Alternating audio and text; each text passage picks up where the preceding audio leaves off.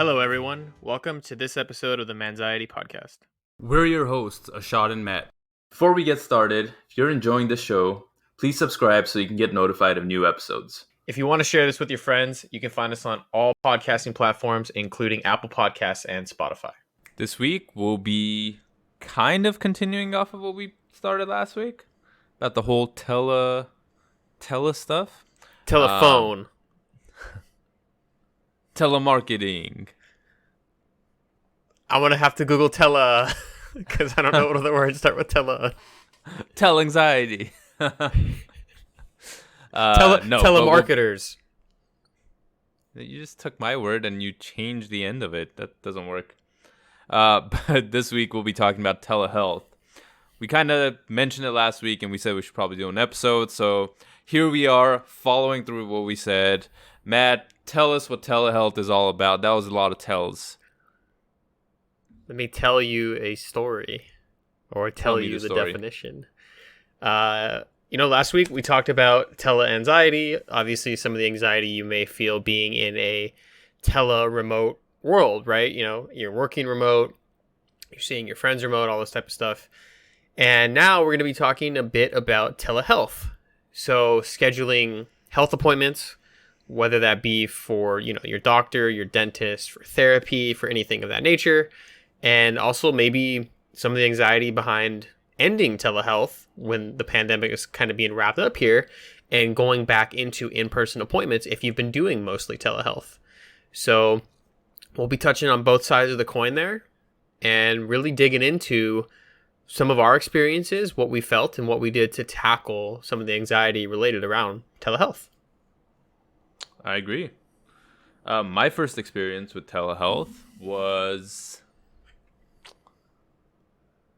When was it? Last year. When the pandemic first started. I think that was my first experience. No, sorry. I had an experience before that. Maybe like 2 years ago, I had some sort of infection.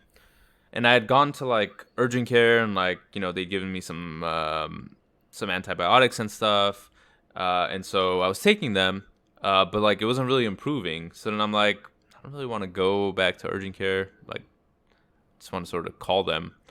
So then I used the telehealth, right? And I made an appointment, which was pretty cool. It was all through the app. And you can choose whether you want to do a video call or a phone call. So at the time, I just did a phone call. A doctor called me. Talk through all of the symptoms I was having, sort of what my visit was like when I went to urgent care before. Gave all this information, and then, they asked some more questions. Unfortunately, they couldn't really help, and they were like, yeah, you should probably go back to urgent care. Or, continue what you're doing, finish up your antibiotics, and then if you haven't seen any improvement a little bit after that, then, or if you see it getting worse, then go back to urgent care because, you actually need to see a doctor physically.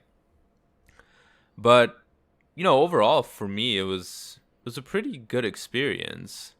And as someone that, maybe during the pandemic felt anxious to go to the doctor because of, COVID and possibly getting exposed, or just in general, maybe you just feel anxious going to the doctor because you don't like being in that environment or you don't feel comfortable or whatever it is. It can definitely be a way to get a doctor's visit, at least for minor stuff, right? Obviously, if you're bleeding or if you have some pain or something that's not letting you function normally, you should definitely go and see a doctor so that they can help. But for, general stuff or for something minor, it definitely helps, not having to leave your house, being able to just talk to someone over the phone or over video, telling them your symptoms, and then, working together to find out what the problem is. Yeah. I mean, there's a lot of times when you will go into the doctor and you'll tell them something and they just go, okay, well, come back in a few weeks. And if it gets worse, we'll check in again. Right. Especially with aches and pains and things like that. They don't they're not going to really know the true source of it unless it's been kind of a continuous thing, or if it's increasing in intensity, then certainly they can take a look at it, maybe draw blood work type of stuff. But, for a lot of things, it's kind of just you're looking for reassurance, right? Hey, I scraped my knee. It looks a little bit red and pussy. Does this look infected? Can I show it to you on a video? And if they can look at it and say, no, you're fine, just monitor it, then you're saving gas, you're saving time, you're saving, certainly some stuff. You're saving the planning a little bit there with not having to go into the office in person. And it can definitely be a benefit. Obviously, there's some things you can't do. You can't do like teledentistry. Maybe you could do it for like, oh, you have a toothache, like apply some. Maybe you can. Well, you definitely can't get like a remote wisdom teeth removal. Otherwise, I'd be all about that life. That's how I would have had it done for me instead of going in, which is really just me avoiding doing it because that's what I had done for many years. So yeah, and especially with like other things like therapy as well. Like there's a lot of different services that do it, as well as I'm sure most licensed therapists are also doing remote visits as well. You do lose a bit of the in-person stuff, right? You can it's tough because the whole thing with somebody like listening to you is when you're talking to them, you're looking at your screen, but like at their picture usually, right? And they're probably looking at your picture, which is not where their webcam is. So it's kind of weird because like you don't really make eye contact with them in a lot of ways. Like usually you kind of see them like looking to the right or to the left, depending on where they're looking on their screen and where your orientation is for your video. So it can be a little bit like feel impersonal. But just remember, like, that's just the world that we're in right now, and everybody's kind of doing their best with it. But certainly it is an option, especially if you were a little bit maybe more afraid of seeking help and seeing a therapist, right? Now you have the option to kind of like, if you have an afternoon free and you have the day off work or something, blanket book, 10 different appointments and see which one you like best. Who knows? You could really do that in kind of trial and error some people out. Because there will be times where you just do not get along with a therapist and they're not good for you. You're not good for them. It's not a good fit, and that's fine. You move on. But, I had to drive 30 minutes to see him. I had to, waste my gas and my time. Those types of things start to kind of drain on it, and maybe you feel like you're not getting the help that you need. So definitely use these tools for really anything, right? Even, we're doing this podcast over webcam right now, right? So that we don't have to be in person just yet. Because for the majority of the podcast, or for the majority of the past year, we weren't really able to be in person. So now that we're going to be able to be in person soon, the plan is to go back to in person. Or at least some episodes in person. Or I guess start in person, not really go back. Yeah. I can't go an hour every week, drive an hour to see you. I'm sorry. Oh, I was going to drive out to you every week, but now that you offer it, I mean, by all means, throw it my way. Dude. Come on. No, that's cool. I'm even better with that. But no, it's a very good point. It's an easy way to get your foot through the door, right? If you've been maybe thinking about, and I know we're talking about therapy right now, but if you've been thinking about going to therapy, but I don't know, it feels foreign, you feel anxious about like calling someone, scheduling an appointment, you don't know if you'll like them or not, then you're gonna be there with them, right? This is an easy way to like just give them a call and see how you guys get along, sort of over the phone or over video, right? See if you like their personality, and if you guys get along, and then maybe at some point you decide to go for in-person appointments, and then you can obviously go and see them in person, and it's a completely different experience, like Matt said. I've never done therapy through any of these methods, so I don't have any personal experience, but just all of the interaction I've had with people over video chatting or just phone calls versus similar interactions in person are just very, very different. I mean, you try to make it similar, right? You try to do things to make it more, I don't know, easy or more homey, right? Sort of like more warm, so it doesn't feel so cold. But at the end of the day, when the other person can't see your full body language, they can't pick up on social cues, right? Like as you're talking or as you're doing stuff. Like even now, I'm speaking with my hands. Like Matt can see that, when I'm talking or He's not stop wearing talking. pants.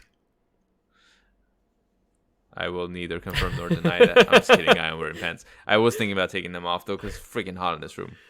But yeah, I mean, again, it's a very different experience, right? This doesn't have to do obviously with telehealth, but it does have to do with other stuff. But I was interviewing someone today, and it was the first interview that I've ever done over the phone. And I've done a couple of interviews sort of throughout this past year. I've been helping out my old high school with a program they have. So I've been doing video interviews with some of their students, to like mock interviews, to prepare them for real interviews, hopefully sometime in the near future when they graduate. And, they're all very, very different experiences, right? Again, sitting in front of someone, talking to them, like physically shaking their hand, it's a different, I don't know, it's just a different vibe, right? Like, Yeah, I was talking to them, and yeah, like you can pick up on certain stuff, especially with high school students. I mean, they obviously, a lot of them, if they're not comfortable with like social interactions yet, they're just interviewing, they're going to be very shy. But over the computer or over video, it's hard to pick up on some of the stuff that maybe like if there was in a real interview, you would try to make them feel a little bit more at ease. You can't really do that over video. Yeah, certainly there's a energy that's in the room whenever if you're by yourself, there's kind of an energy, right? You could be having a great time or whatever. But also there's definitely like an energy that you feel when you're around other people. And I think like us as humans, just being social creatures, we understand that, even if it's just like somebody's in the room with you and you're working on something, you still kind of like, oh, what are they doing? Like what's going on over there type of stuff, right? You still like are kind of curious about it. And in person, yeah, there is so much more that we have to pay attention to, right? And obviously that goes for, just anything remote, really, right? Anything virtually. Even if you look at like text messages, right? Text message, you have no body language whatsoever. Zoom, you have limited body language. And then in person, you have everything, full communication is blasting at you, right? So it's definitely a transition, but it can, if you are on the shy side, it can kind of help ease you into, a doctor's Therapy, appointment, yeah, right? Or therapy, exactly. maybe something that you've been putting off, right? Because you can just kind of get the information, feel safe in your house, and then exit after 15, 30 minutes, however long the visit is, right? Right. And something that you said earlier, Shot, really reminded me of, it's like the triangle where you have good, cheap, and fast, and you get to pick two. So it's like typically if something is good and cheap, it's not going to be fast, right? Like if, let's say, I give a Shot my laptop and I say, hey, you're super awesome with computers. Can you please fix my laptop, right? Something's wrong with it. So I know he's going to do good work, and he's doing it for cheap, right? He's doing it for free or maybe a beer. So it's not going to be fast, right? I can't expect him to be like, hey, a Shot, I need my computer back tomorrow. You need to do this, right? If you really need like instant service, then you need to pay more, right? So technically, I guess there is a world exists that all three of them are there. But if you look at like telehealth in general, it's relatively cheaper than an in-person visit, right? It's not as good, but it's really fast. So it's like, it's less expensive. My insurance isn't going to charge me as much for like the copay, and it's really quick, right? I can literally hop on and be there in the next 30 seconds. I can hop in this meeting, but it's not as good because it's lacking some of that other stuff. So when you start to kind of look at that type of framework for certain things in life, then you start to really think like, okay, what is worth paying the money for, right? And definitely something is like therapy, whether it's virtual or in person, is 100 I can't say 100%. I can't say no money back guarantee here, because you may, again, not get along with your therapist, but like, it's most likely going to be worth the money that you are spending on it. And it makes sense to spend good money on it, because then you're going to have a better experience, right? Like, Right. There's a phrase that goes, you should always spend money on whatever, you should always spend your money like accordingly or whatever on whatever separates you from the ground. So things like your bed, right? If you have a shitty bed, you're probably going to have a shitty back because it doesn't support your body correctly. Shoes, if you have shitty shoes, then you may have issues with your feet or walking that, postural problems that happen later in life. And then tires is another big one. So if you buy shitty tires, and there's like used tire places. If you buy used tires and something happens and it splits the rubber on the road, you can cause thousands of dollars in damage, or potentially have an accident, or may even be fatal because you kind of spent less money on it. So obviously within your means, if you have the ability to do so, definitely pursue those things, right? Like, I mean, just to jump in, you can get good used tires. I don't think the fact that it's used is bad. I think you just gotta get good quality stuff, right? Because there are used tires that are great quality, but someone, I don't know, some rich guy bought a Mercedes, decided that they want better tires, took them off the Mercedes, and got the better tires, and now they're used, but they're right. really If good you tires. if you know that guy and you know for sure that they are still really good tires, and he just doesn't like the tread on them because he bought the mountaineering ones when he wanted the summer ones or whatever, by all means, like, if you have that data point, make that decision.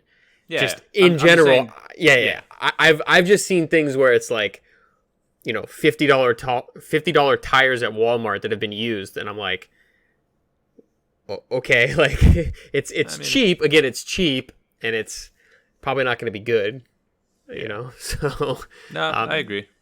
But whatever. If that's all you can afford and you need new tires, then by all means, you gotta do what right. you gotta do. Sometimes anything is better than nothing.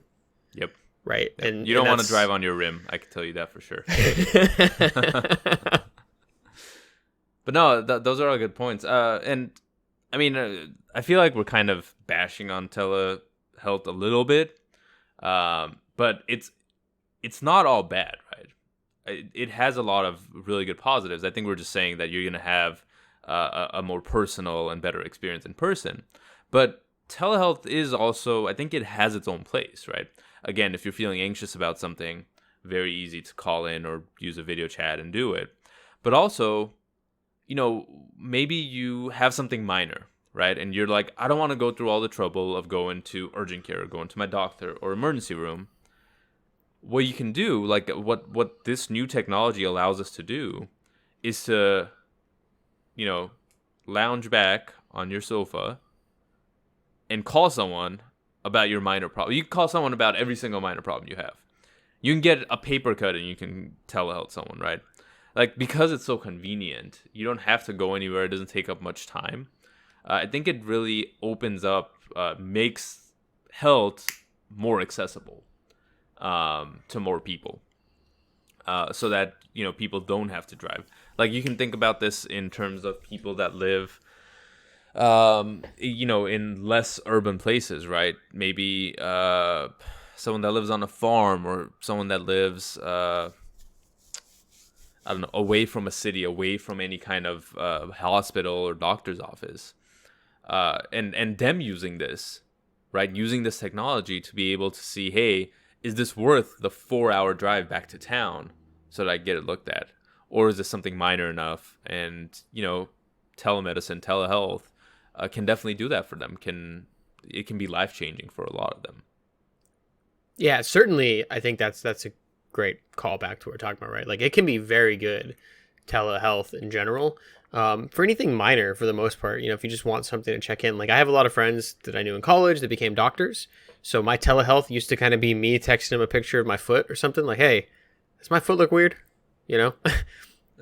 No, you're fine. Like, what's wrong with it? Is there any pain? And they start asking questions to diagnose it. And I'm like, no, just like my bone's kind of sticking out weird here. And like, has it always been that way? Is that just how your ankle is shaped? And I'm like, I think so. I think it's always been that way. Like, then you're fine, It's like, but when you have anxiety, you want that reassurance, right? Right. So it is that next step between just like texting on like a forum or something where you're like going on Reddit and you're like, hey, I have this problem. Has anybody had this problem? And then, somebody's responding saying, hey, yeah, I had this problem. Try this supplement. And next thing you know, you're going down the rabbit hole in some supplement or something that you think is going to help you. And then it's like, you have no idea who that person is, what their credentials are, So, yeah, it's definitely helpful. And to make it more accessible, I think that's the real big game changer is I feel moving forward once we're hopefully, wrapped up with COVID in the future is creating that hybrid system where you can go to the doctor to maybe get blood work drawn, right, for your annual blood work, and then do the follow-up visit remote so you don't feel like you're pressured into going back to the doctor, especially if their visit's just going to be a check-in. Recently with my own doctor, this happened where I went in, was having a minor issue, just want to talk about it. He took some blood work and then he's like, hey, things are looking good. Let's follow up in, 6 weeks. The issue was because I was having some high blood pressure and he's like, let's follow up in 6 weeks, do a telehealth appointment and we'll check in again. Right. And this is because I have a blood pressure monitor. So I'm going to monitor it and take some data on my own and then give him the results and discuss it. Also, funny side note about that is he had mentioned that my blood pressure has been a little bit high the past few times I've been in the office. And I'm like, well, yeah, because the past few times I've been in the office, it's in the middle of COVID. and I think my blood pressure is just skyrockets the second, you put me in the chair and you take my blood pressure immediately. And I'm just like, oh God, if it's like a serious enough issue where I'm going to the doctor in the middle of a pandemic, I'm probably already pretty worried. Already Right. pretty like high strung as it is. So next thing you know, you put that cuff on me and it says it's high. I'm going to go, well, yeah, no shit, it's high, right? So if you have those data points, that's another good thing about telehealth as well, is it can create easy data points for you. Because you kind of have to get like an after visit summary with all your blood work and all your logs and everything with telehealth, which means you can then just keep track of that email or that response really quickly. And as opposed to like traditional way, sometimes like you would only get a message from your doctor or like an email if they're sending you results.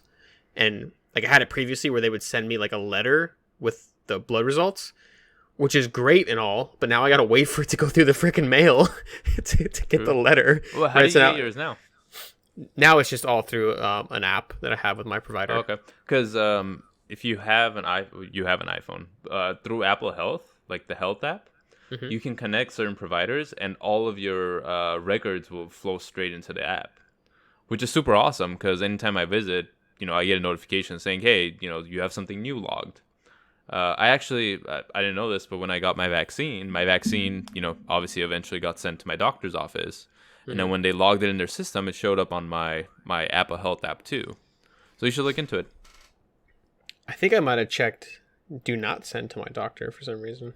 Or maybe I just didn't put his name down. But yeah, I should let him know. No, you don't need to send your stuff to the doctor, right? You don't need to send your cardiograms or whatever from your iPhone. All it does is it imports your health records into the health app. Oh, I meant for the vaccine, so my doctor knows. Because I told him when I went in, Gotcha. I was like, yeah, I've been vaccinated. But like as soon as I walked in, they were like, what are you coming in for? X, Y, and Z. And they're like, have you been vaccinated? And I was like, yes, I have. Thank you. Because I guess they're also doing vaccines at my doctor's office, which is super cool that like when you're in there anyways, they ask you, especially if you're kind of like, maybe you're nervous about taking it. Like you can listen to the doctor you've been going to for the past 5, 10, maybe 15 years, right? Tell you, hey, I think this thing is going to be safe and awesome for you. By the way, I've got some in the back room. You want to roll up that sleeve and get one of these bad boys. It's hilarious. Sounds like you're walking into a drug deal. Oh yeah, this was just at a Denny's parking lot. That's where I always meet my doctor. Where do you meet your doctor? Like a hospital? A doctor's office? You know what those are? No, we always just meet outside of his car, and he hands me a bag full of pills, and then I go on my way. It's all cash too, because I'm saving money on taxes. Oh, definitely. I'm just kidding, FBI agent. I don't do drugs. No, those are all good points. And something else with telehealth, which is pretty cool, is with today's technology, right? With all the stuff we have, all the monitoring stuff we have, like I wear my Apple Watch pretty much at all times, and it's constantly monitoring my my heart rate, right? And I can do single bar cardiograms and all this other stuff. And there's new watches now that monitor your blood sugar levels or monitor your oxygen levels, whatever it is. It's just more data points, right? And Apple Health, and I think even some of the other ones, allow you to share that data with your provider to give them a better sense of what your health is like. And especially today, when we're using more telehealth, this can be very useful, because the more information your doctor has, the better picture they have of sort of your symptoms and what's going on, and how to diagnose you. Yeah. And the other cool thing, sorry, go ahead. I was just going to say, imagine in 5 years when, you go to your doctor and they're like, so how's your diet and exercise? How you doing? You're like, yeah, I'm eating all right, and I'm exercising a bunch. He pulls up your Apple Watch logs. He's like, really? You walked 2,000 steps yesterday. Is that a lot or a little for you? And you're like, well, I'm working remotely. It's a hybrid system at work. Or like you have one of the food trackers, and next thing you know, they're like, it helps you too, right? Like if you're feeling like shit, and you look at your diet and you look at your sleep trackers and stuff, and go, yeah, I'm not optimizing this, right?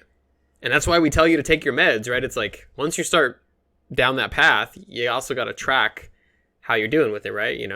How well are you sleeping? Not just how many hours, but how well, how good is the sleep? Sorry, no, but go ahead. Completely agree. What was I going to say? Oh, some of the apps also have things built in, right? Like triggers built in. So one of the coolest things with the Apple Watch is that it has they've done studies, right? And they've shown that, I think with like a very high percentage, it can tell when people have atrial fibrillation, which is a heart condition. And so there's all these stories of people who put on the Apple Watch, did an electrocardiogram, and the cardiogram was like, hey, you might have AFib. You should probably talk to your doctor. They go and talk to their doctor, and the doctor's like, yeah, it's a good thing you came, because this could have become very serious very quickly. So all of this monitoring technology can help us with our health, right? Help us stay ahead of our health. But when you combine that with telehealth and all of these other remote doctor visits and remote doctor services, it can allow us to get help faster, right? And to take care of things as they occur. Imagine if one day, your watch tells you that your blood sugar is high for an extended period of time or whatever it is, and it automatically sends your doctor a note saying, hey, blood sugar is high, might be time for, I don't know, an appointment. Or it sends you a note, right, and says, hey, maybe you should go to the doctor. You might be developing diabetes or whatever it is. Or you might have prediabetes. And then you come up with a plan with your doctor, and you're able to fight it, right, to make sure that you don't get to the level of diabetes. So there's a lot of potential with just technology and health in general. And I think telehealth is a good sort of first step or second step, whatever step you consider it, is a good step towards that eventual future. Yeah, 100% right. Like any tool can be used effectively if used in the way that tool was meant to be used. You can use tools that aren't meant for that, right? Like I'm sure people at home, you had to, hammer in a nail into the wall, and you don't have your hammer handy, so you take the back end of a screwdriver and pound it in with your fist, and it does the same thing, right? Even though it's not really made for it. So it's all about like finding what works for you and making sure that you're staying on top of some of those kind of markers for good health, right? For myself, I haven't been to the dentist in like a year. Now I've been making sure I've been brushing my teeth and flossing and trying to take it, as much care. But literally, they would call me like every 3 months, like, "Hey, how you doing? You have an appointment this week. And I'd go, yeah, we're in the middle of a pandemic. Could you please reschedule it for 3 months from now? 3 months would go by. They'd call me again. Hey, you have an appointment this week. And I go, again, can we please reschedule it for 3 months? After the third time, they said, hey, I'll tell you what. Why don't we send you a postcard when we would normally make the appointment for you, and then you can just schedule it whenever you're free?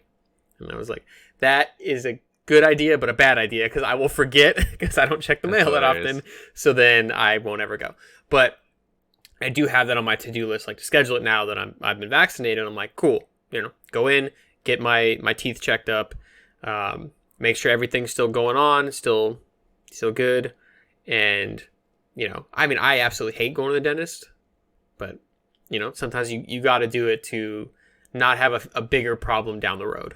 I don't know many people that like going, Matt, so I'm sure you're part of the I don't even think my dentist likes being there. They don't work on Fridays, She's like, I only work 3 days a week. This is great. I make a lot of money. I'm like, I picked the wrong career.